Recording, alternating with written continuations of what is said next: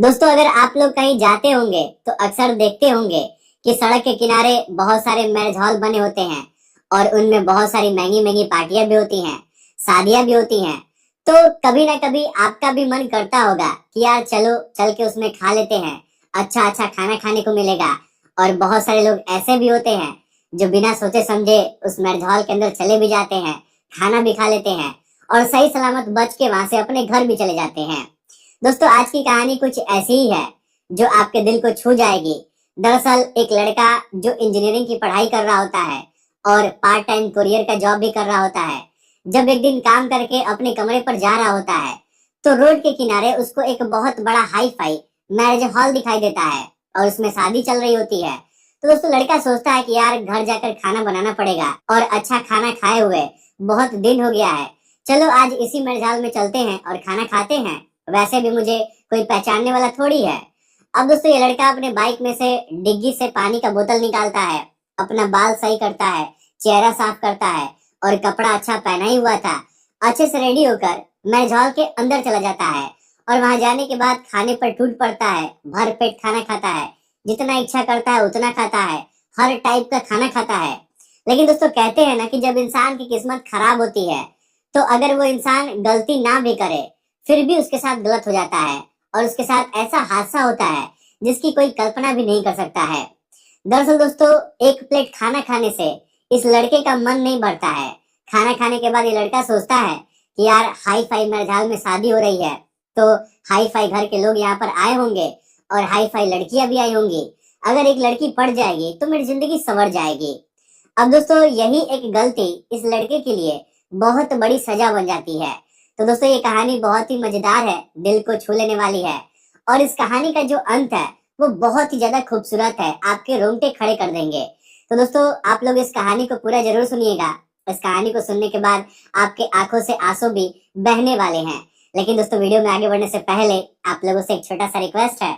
अगर आप लोग अभी तक इस वीडियो को देख रहे हैं तो वीडियो को लाइक कर दीजिए और चैनल को भी सब्सक्राइब कर दीजिए ताकि मेरा हौसला बढ़ता रहे। और दोस्तों, कहाँ कहाँ से हमारी इस कहानी को सुन रहे हैं, आप लोग वीडियो को देख रहे हैं, अपना नाम अपनी जगह का नाम बताइएगा। और जब मुझे ऐसा लगता है कि आप लोग यहाँ से हमारी वीडियो को देखते हैं तो मुझे बहुत अच्छा लगता है कि आप लोग इतने दूर दूर से हमारी वीडियो को देखते हैं और अपना प्यार देते हैं। चलिए दोस्तों, अब इस कहानी की शुरुआत करते हैं। दोस्तों, ये कहानी है उत्तर प्रदेश के गाजियाबाद की। वहीं पर एक लड़का रहता था जिसका नाम रोहित है और रोहित इंजीनियरिंग की पढ़ाई करता था, लेकिन पार्ट टाइम कुरियर का जॉब भी करता था क्योंकि उसके घर की स्थिति उतनी अच्छी नहीं थी। एक दिन रात को जब काम करने के बाद अपने रूम पर जा रहा होता है तो दोस्तों, रास्ते में उसको एक बहुत बड़ा मैरिज हॉल और हाई फाई मैरिज हॉल दिखाई देता है जिसमें किसी की शादी हो रही होती है। तो दोस्तों, रोहित सोचता है कि यार यहाँ पर खाना खा लेते हैं, अच्छा खाना खाए हुए बहुत दिन हो गया है। यही सब सोचकर बाइक साइड में लगाता है और गाड़ी के डिग्गी से एक बोतल पानी निकालता है, अपने मुंह को धोता है, बाल साफ करता है, सब कुछ अच्छे से कर लेता है, एकदम सेट हो जाता है। और दोस्तों, कपड़ा अच्छा पहना ही हुआ था तो बाइक खड़ा करने के बाद, बाल सही करने के बाद मैरिज हॉल के अंदर चला जाता है। और दोस्तों, मैं आपको बता दूं कि अंदर जाते ही खाने पर टूट पड़ता है, मिठाई खाता है, चाउमीन खाता है, पेट भर के खाना खाता है। दोस्तों, जब रोहित का पेट भर जाता है तो ढकार लेता है। लेकिन दोस्तों, मैं आप लोग को बता दूं कि इसी शादी समारोह में 5 चोर भी आए हुए थे। और दोस्तों, उन चोरों में से एक महिला भी थी जो चोर थी और ये सभी चोर मिलकर दुल्हन का जो सारा गहना था उसको चुराने के लिए आए थे और दहेज का सारा सामान और सारा पैसा चुराने के लिए आए थे। दोस्तों, जब रोहित खाना खा लेता है तो सोचता है कि यार इतनी हाई फाई मैरिज हॉल में शादी हो रही है तो हाई फाई लोग भी आए होंगे, हाई फाई लड़कियां भी आई होंगी, चलो उनके दर्शन किया जाए। अब दोस्तों, रोहित लड़कियों का दर्शन करने के लिए सारे समारोह में इधर उधर भटकने लगता है, इधर उधर घूमने लगता है। तो जहाँ पर लड़की वाले बैठे थे वहीं पर एक बहुत खूबसूरत लड़की बैठी हुई थी जो दुल्हन की छोटी बहन थी। दोस्तों, उसका नाम प्रियांशी था और उसकी उम्र 24 से 25 साल की थी, बहुत खूबसूरत लड़की थी। जब रोहित प्रियांशी को देखता है तो देखता ही रह जाता है क्योंकि दोस्तों, प्रियांशी वाकई में उस भीड़ से बिल्कुल अलग लग रही थी और बहुत सुंदर लग रही थी। लेकिन दोस्तों, उस वक्त प्रियांशी बहुत परेशान थी क्योंकि उसको भूख बहुत जोर से लगी थी और उसको कुछ खाने के लिए नहीं मिल रहा था। क्योंकि दोस्तों, जहाँ पर खाने का फास्ट फूड का स्टॉल लगा हुआ था वहां पर लोगों की लाइन लगी हुई थी, भीड़ बहुत ज्यादा थी। तो प्रियांशी अपने दोस्तों से कहती है कि यार मुझे पानी पूरी खाने का मन कर रहा है लेकिन वहां पर बहुत सारे लोग हैं, जाऊं तो कैसे जाऊं, मुझे बहुत अजीब लग रहा है, वो सभी लोग मुझे ही देख रहे हैं। अब दोस्तों रोहित उसके ठीक बगल में ही खड़ा होता है। तो रोहित ये बात सुन लेता है। तो रोहित एक वेटर के पास जाता है और कहता है कि भाई वहां पर उतनी सारी महिलाएं और लड़कियां बैठी हुई हैं, तुमको वहां पर नहीं खिलाना है। तो दोस्तों वेटर कहता है कि भैया क्या करूं, जैसे ही प्लेट निकाल कर 10 कदम लेकर जाता हूँ वैसे ही सभी लोग बीच रास्ते में ही लूट लेते हैं, सारा प्लेट उठा लेते हैं, तो प्लेट बचता ही नहीं है कि मैं वहां तक ले जा पाऊँ। तब दोस्तों रोहित कहता है कि ठीक है, तुम प्लेट सारा इकट्ठा करो और फास्ट फूड भी निकाल लो, मैं यहीं पर खड़ा हूँ, अगर कोई निकालेगा तो मैं उसको मना कर दूंगा। अब दोस्तों वेटर एक बहुत बड़े प्लेट में छोटा छोटा करके सारा आइटम निकाल लेता है। उसके बाद रोहित के पीछे पीछे उन लड़कियों के पास जाता है। तो दोस्तों रोहित अपनी चालाकी दिखाता है। रोहित प्रियांशी को इम्प्रेस करने के लिए वेटर से चिल्लाते हुए कहता है कि तुमको समझ में नहीं आ रहा है कि यहाँ पर इतनी सारी खूबसूरत लड़कियां बैठी हुई हैं और इन लोगों को भूख भी लगी होगी, कुछ इन लोगों को खिला देते। तो दोस्तों वेटर जल्दी जल्दी सबके हाथों में मिठाई का प्लेट देता है, चाउमीन का प्लेट देता है। तो ये सब कुछ देखकर प्रियांशी बहुत खुश हो जाती है, क्योंकि दोस्तों प्रियांशी को भूख लगा था। प्रियांशी कहती है कि चलो कोई तो है यहाँ पर जो हमारी फिक्र करता है, हमारी जरूरतों के बारे में सोचता है। तो दोस्तों रोहित कहता है कि बताइए आपको कुछ और खाना है तो मैं और लेते आऊंगा। तो दोस्तों प्रियांशी कहती है कि मुझे आइसक्रीम खाना है। अब दोस्तों रोहित तुरंत आइसक्रीम वाले के पास जाता है और एक बहुत बड़े प्लेट में बड़ा सा आइसक्रीम का टुकड़ा निकाल कर लेकर आता है और साथ में कोल्ड ड्रिंक भी लेकर आता है। तो दोस्तों प्रियांशी और उसके दोस्त ये सब देखकर बहुत खुश हो जाते हैं। प्रियांशी कहती है कि अरे आप कुछ खाए हैं या नहीं खाए हैं। तो दोस्तों रोहित कहता है कि अरे अगर आपका पेट अच्छे से भर जाएगा तो समझ लीजिए कि मेरा भी पेट भर जाएगा। तो दोस्तों प्रियांशी मुस्कुराने लगती है और कहती है कि ऐसा कैसे हो सकता है। दोस्तों प्रियांशी रोहित का हाथ पकड़कर और खींचकर अपने बगल वाले जो चेयर था वो खाली था उस पर बैठा देती है और पूछती है कि तुम्हारा नाम क्या है। तो दोस्तों वो बताता है कि मेरा नाम रोहित है। तो प्रियांशी पूछती है कि तुम दुल्हन के क्या लगोगे। तो दोस्तों रोहित झूठ बोल देता है और कहता है कि मैं दुल्हन का देवर लगूंगा। अब दोस्तों जब प्रियांशी को ये बात पता चलता है कि ये दुल्हन का देवर लगेगा तो सभी लड़कियां मिलकर रोहित से हंसी मजाक करने लगती हैं। प्रियांशी उससे कहती है कि यार आपने बहुत ज्यादा मुझे खाना खिला दिया है, ये फास्ट फूड वगैरह खिला दिया है, मेरा तो पेट एकदम से भर गया है, अजीब सा होने लगा है। तो दोस्तों रोहित कहता है कि कोई बात नहीं है, अभी थोड़ी देर में आप डांस करोगी तो सारा खाना पच जाएगा, फिर से भूख लग जाएगी। तो दोस्तों प्रियांशी कहती है कि आपको डांस करने आता है क्या। तब दोस्तों रोहित कहता है कि हाँ मुझे डांस करना बहुत पसंद है और जब मैं डांस करता हूँ तो मैं भूल जाता हूँ कि मैं कहाँ पर हूँ। अब दोस्तों इस बात को सुनकर प्रियांशी और उसकी जो सहेलियां होती हैं वो लोग हंसने लगती हैं। तब तक दोस्तों वहां पर दूल्हा और दुल्हन स्टेज पर जाने के लिए तैयार हो जाते हैं। तो कुछ देर के बाद जयमाल का कार्यक्रम भी शुरू हो जाता है और डीजे भी बजने लगता है। तो दोस्तों रोहित इस बात को भूल जाता है कि वो एक अनजान व्यक्ति के शादी में आया है और खाना खाने के लिए सिर्फ आया है। दोस्तों रोहित डीजे के ठीक सामने जाता है और बहुत ही बेहतरीन डांस करने लगता है। तो बहुत सारे लोग उसका डांस देखने के लिए वहां पर खड़ा हो जाते हैं। तब तक दोस्तों प्रियांशी भी वहां पर आ जाती है। तो रोहित प्रियांशी का हाथ पकड़कर फ्लोर पर खींच लेता है।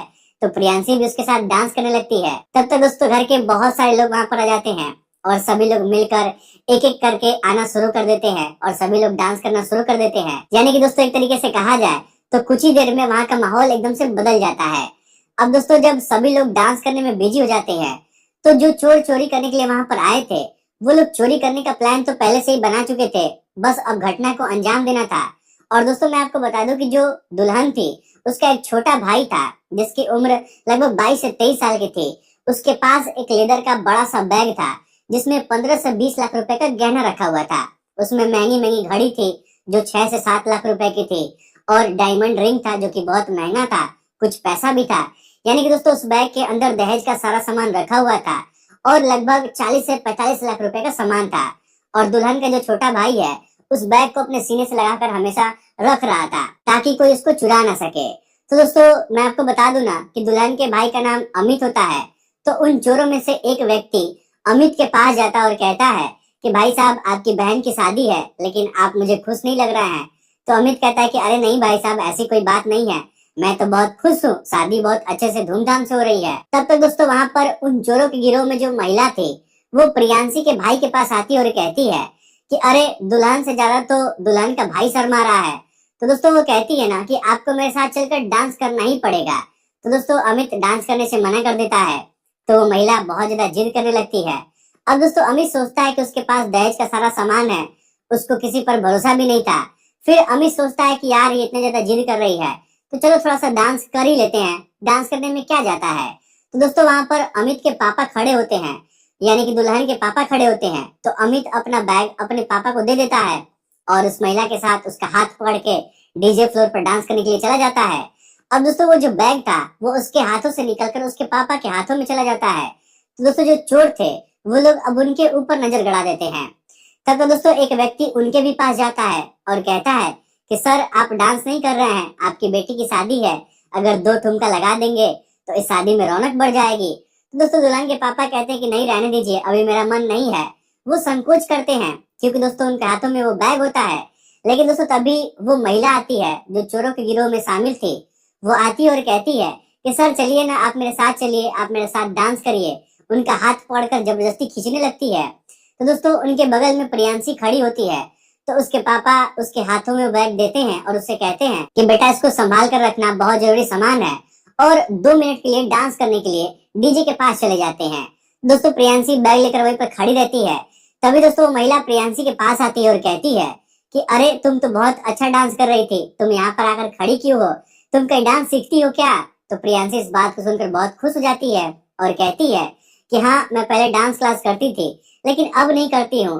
तो दोस्तों वो महिला कहती है कि प्रियांशी अभी देखो वीडियो का रिकॉर्डिंग चल रहा है, अगर तुम डांस करोगी पूरे फैमिली के साथ तो तुम्हारा रिकॉर्डिंग बहुत अच्छा आएगा, वीडियो बहुत अच्छा बन जाएगा। लाओ ये बैग मुझे दे दो, तुम अपने मम्मी पापा के साथ, अपने घर वालों के साथ डांस करो, वीडियो बहुत अच्छा आ रहा है, तुम्हारा रिकॉर्डिंग हो जाएगा।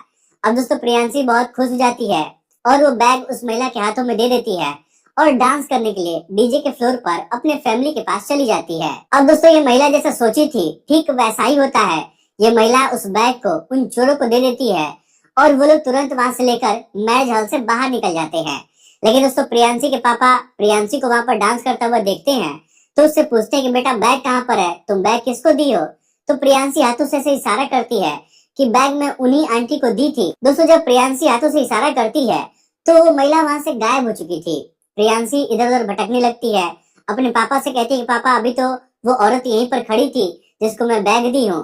अब दोस्तों प्रियांशी के पापा बहुत ज्यादा हैरान हो जाते हैं और वो सारा मामला समझ जाते हैं और तुरंत दौड़ते हुए मैरिज हॉल के गेट की तरफ जाते हैं, क्योंकि दोस्तों उनको ऐसा लगता है कि अगर कोई चुरा कर लेकर भागेगा तो गेट की तरफ ही भागेगा।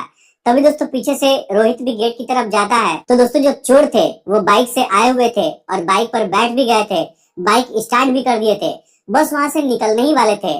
तभी दोस्तों रोहित पीछे से दौड़ कर जाता है और पीछे से बाइक का वो चीज पकड़ लेता है और बाइक को एक हाथ से पकड़ लेता है। अब दोस्तों मैं आपको बता दूं कि बाइक वहां पर बहुत तेज रफ्तार से निकालने की कोशिश करते हैं, तो रोहित बैग को पकड़ लिया था। तो जो बैग का टंगना होता है वो टूट जाता है, जो पूरा बैग होता है वो रोहित के हाथों में जाता है और जो टंगना होता है वो चोरों के हाथों में चला जाता है।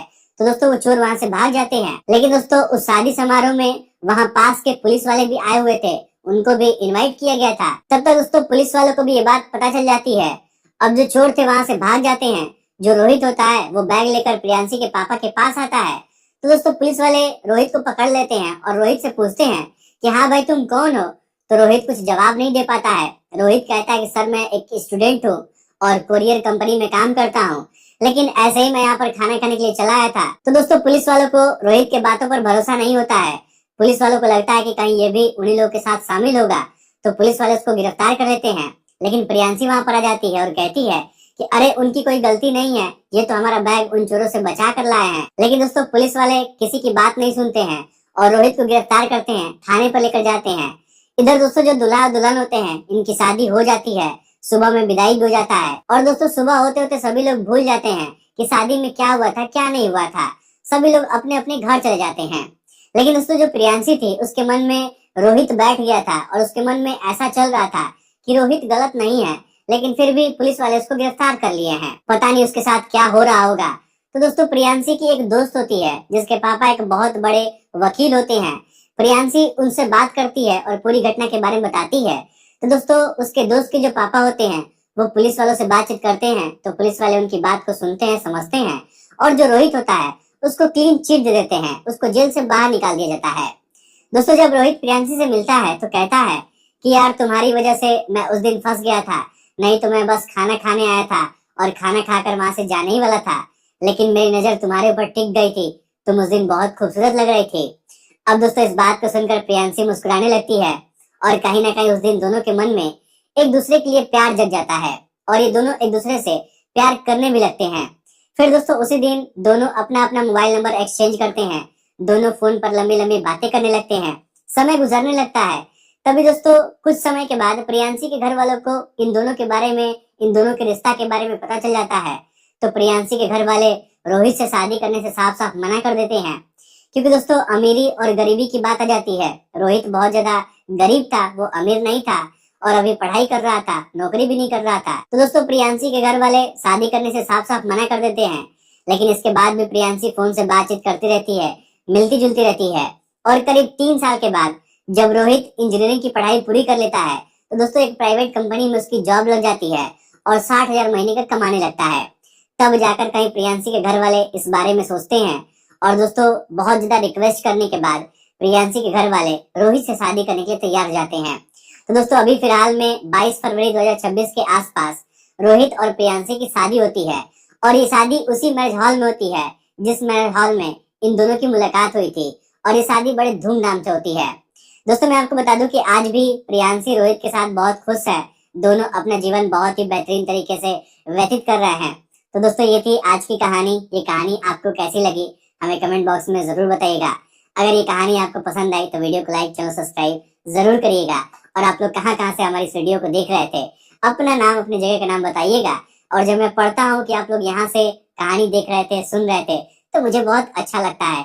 इसलिए आप लोग कमेंट बॉक्स में अपना नाम जरूर बताइएगा। चलिए फिर आज के इस वीडियो में इतना ही। आप सभी लोगों का बहुत बहुत धन्यवाद।